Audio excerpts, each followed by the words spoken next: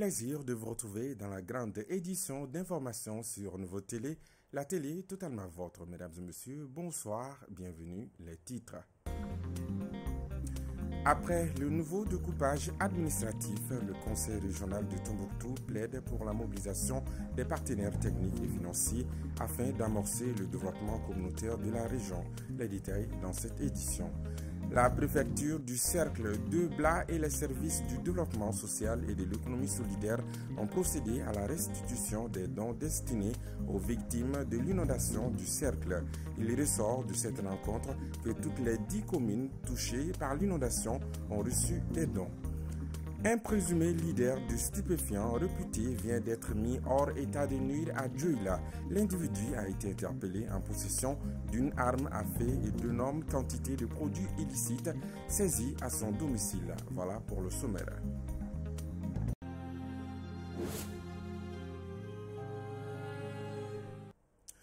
Je vous le disais à l'instant dans les titres, dans le but de mobiliser les partenaires techniques et financiers pour une réponse immédiate et adaptée aux besoins des populations de la région de Tombouctou, le Conseil régional de Tombouctou a organisé ce vendredi un atelier de plaidoyer dans un hôtel de la place, ici à Bamako. Amadou Oudjara.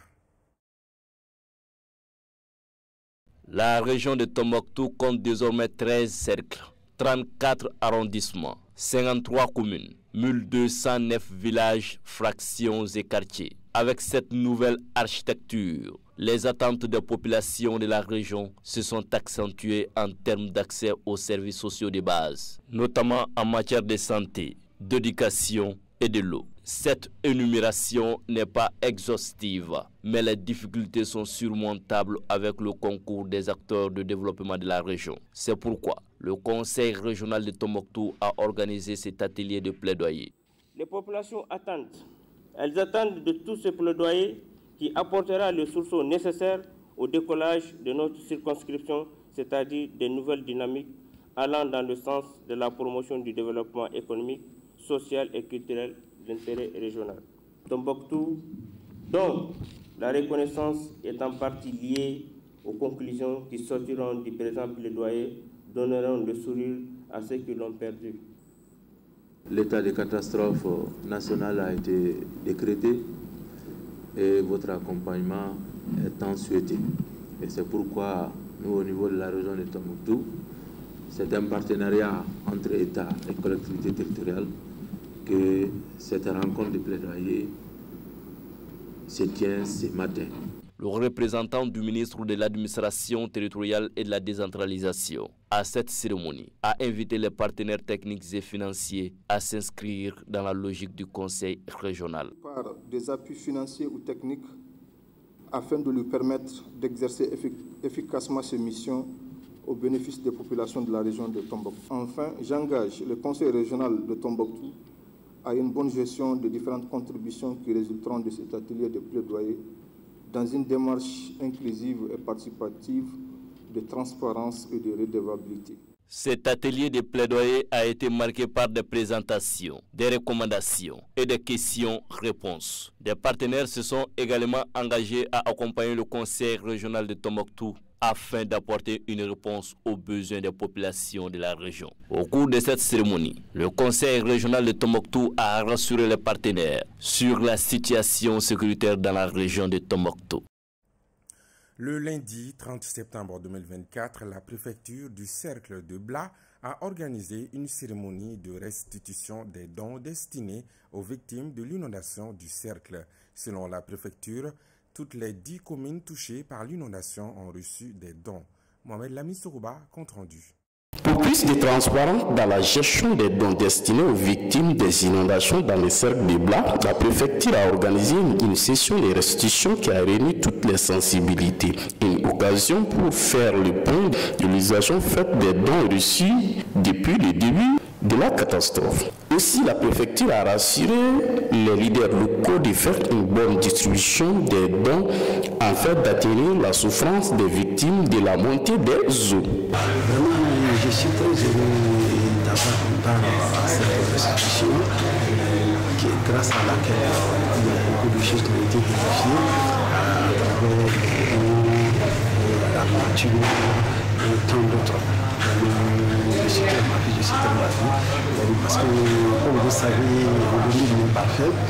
La communauté, il y avait beaucoup de personnes qui venaient, destinés aux sinistrés, on n'est pas venu. Je peux dire qu'après toutes ces près de 2 mois de gestion, je ne peux qu'avoir un message de satisfaction. Vraiment de remerciements à l'endroit d'abord des plus hautes autorités du Mali, à l'endroit du gouverneur de tous les services techniques au niveau régional, à l'endroit de Madame le Préfet, toute l'équipe au niveau régional.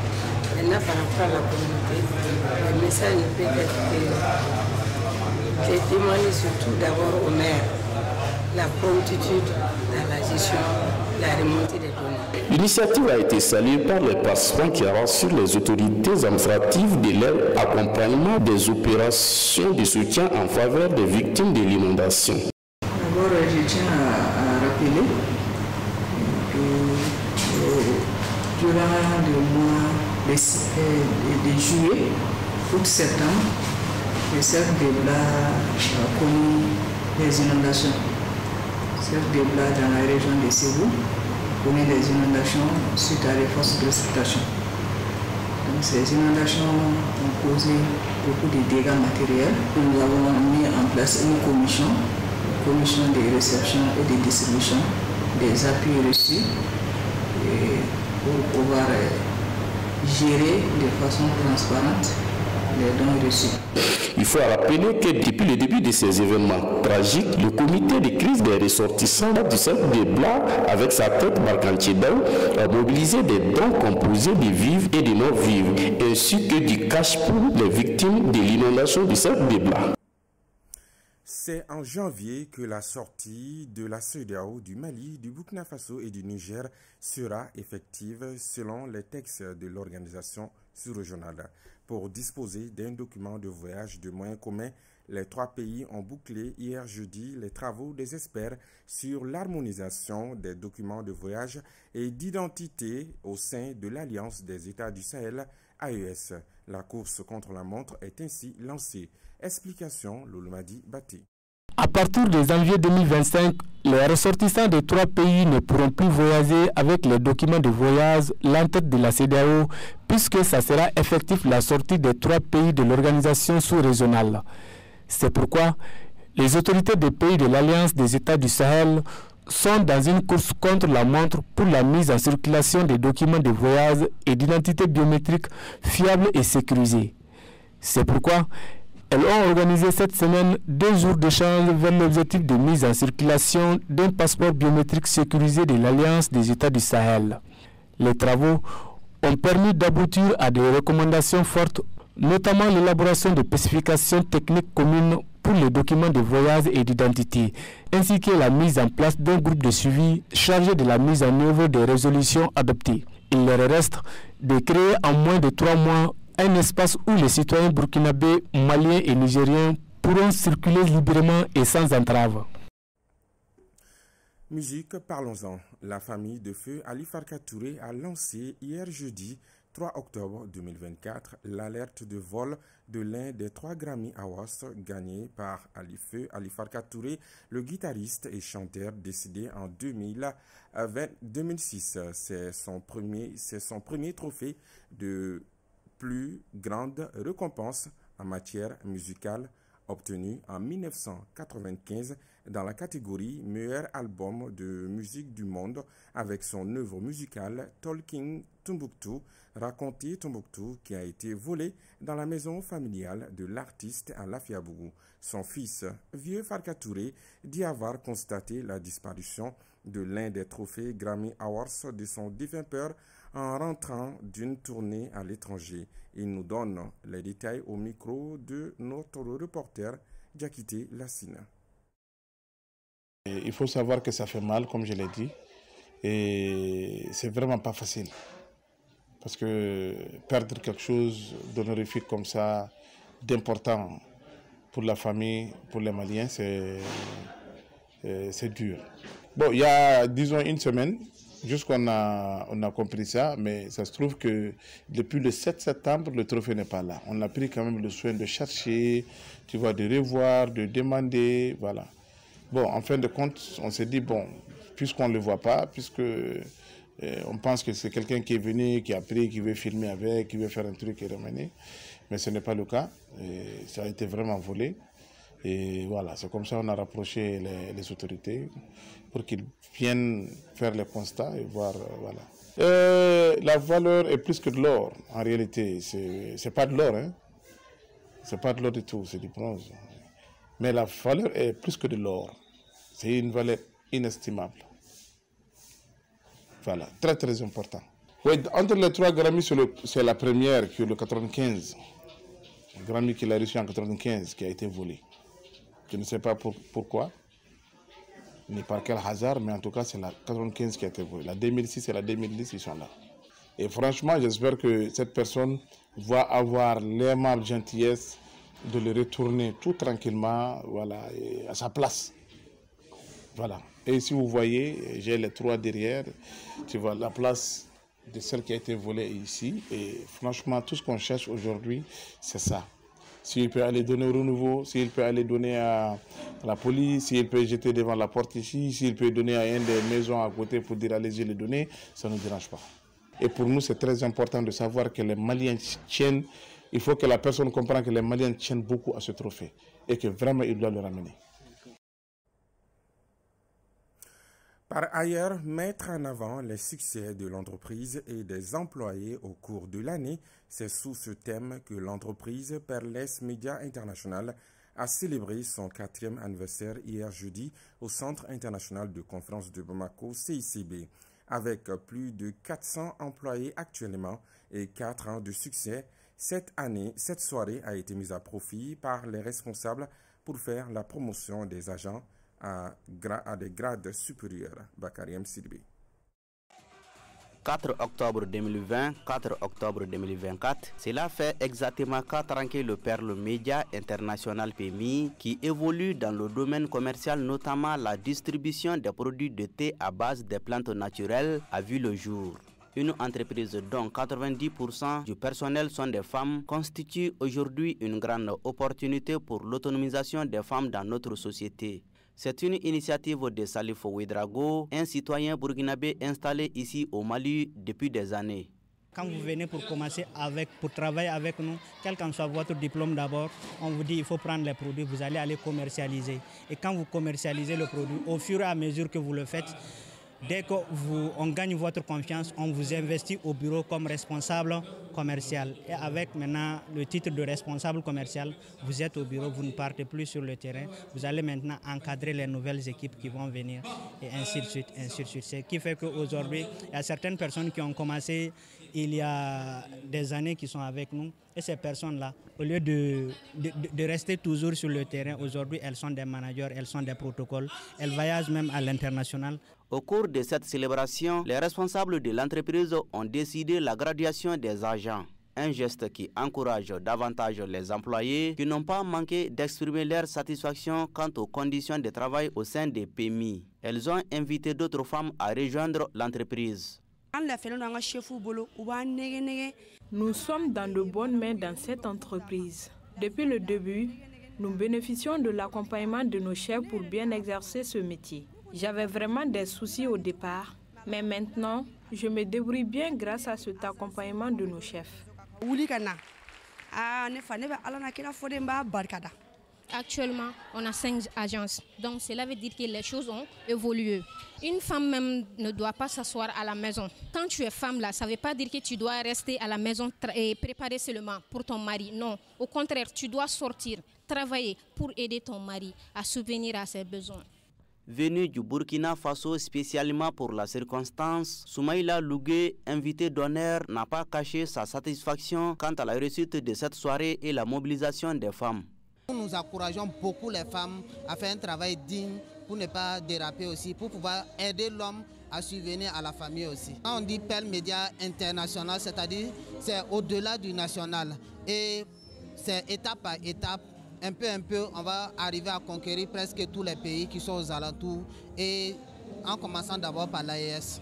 Mettre la femme en valeur, tel est l'objectif recherché par les Perles Media International. Avec plus de 400 employés majoritairement femmes, PMI offre l'opportunité aux femmes de pouvoir s'affirmer et être indépendantes. Outre les interventions, des prestations artistiques ont été d'autres temps forts de cette célébration.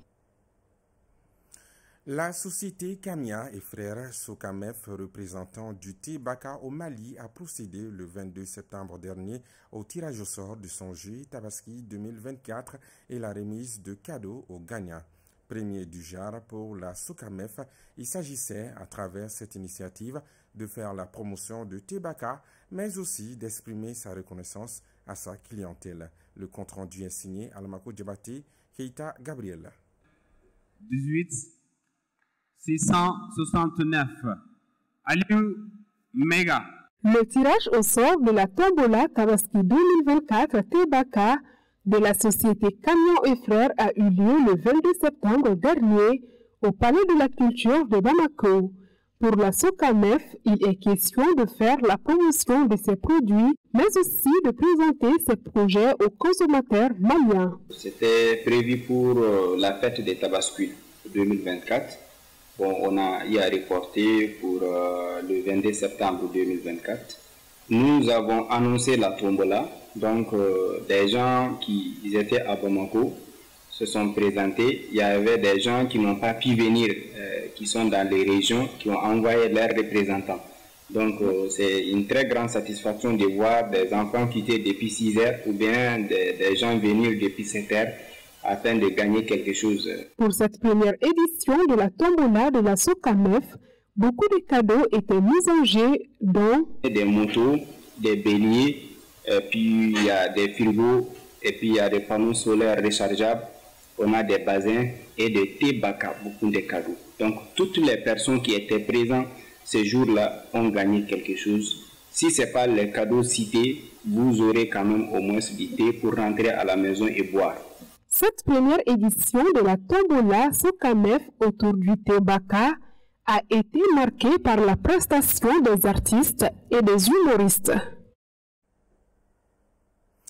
L'antenne régionale de l'Office central des stupéfiants de la ville de Dioula a interpellé le samedi 28 septembre 2024 un présumé dealer de stupéfiants en possession d'une arme à feu.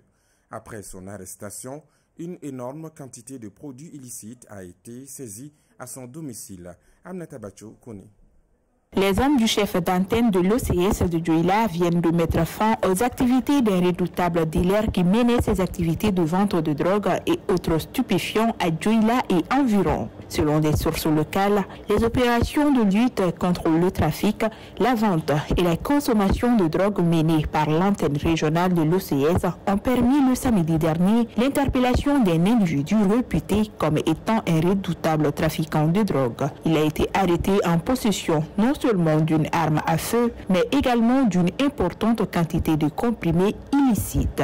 Le suspect avait en sa possession 66 doses de cannabis, 33 comprimés de tramadol de 225 mg, 31 sachets de Mirage, 288 canettes de boissons alcoolisées frilatées ainsi qu'un pistolet automatique de fabrication artisanale. En attendant, le chef d'antenne a ouvert une enquête et des recherches se poursuivent pour mettre la main sur des éventuels complices et aussi pour déterminer l'origine de ces substances. Que la paix et la grâce de Dieu soient sur le Mali. Amen. Fin de ce journal. Merci à vous de l'avoir suivi avec attention. À demain pour une autre édition des formations. Bonsoir.